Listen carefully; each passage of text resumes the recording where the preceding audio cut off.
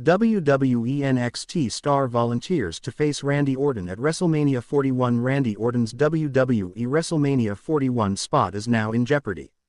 Last week, ahead of SmackDown, reports emerged about Kevin Owens' injury.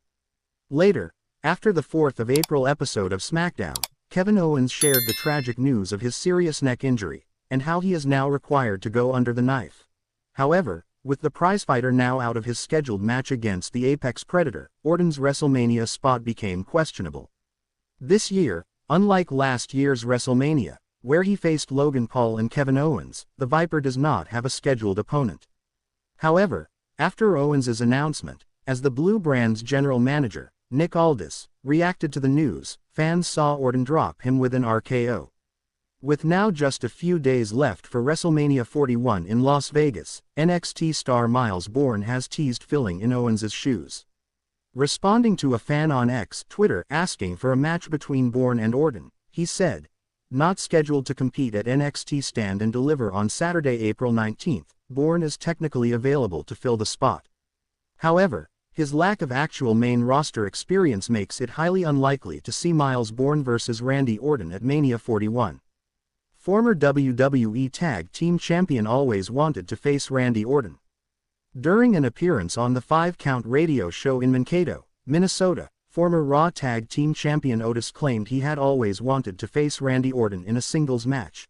"I've always wanted to get an angle with Randy in a singles. You get the two polar opposites. You got the good-looking, God-looking man Randy Orton versus the blue-collar man Otis. Let's get in the cage, brother." In other news, a current champion has reflected on his past tag team run with Baron Corbin.